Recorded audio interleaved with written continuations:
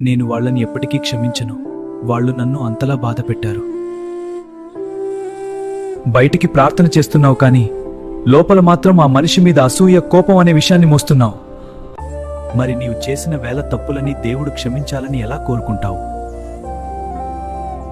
బాప్తిస్మం తీసుకున్న నీవు క్రీస్తులాగా ప్రేమించాల్సింది పోయి పాత కక్షలని తలుచుకుంటూ నీవే కాల్చుకుంటున్నావు. పగ అనేది ఎదుటివారిని చంపే ఆయుధం కాదు, అది నిన్ను లోపల నుండి తినేసే ఒక చెదుపురుగు.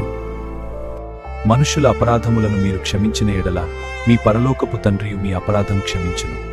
నీవు క్షమించకపోతే నీ ఉపవాసానికి, నీ ప్రార్థనకు అర్థం లేదు.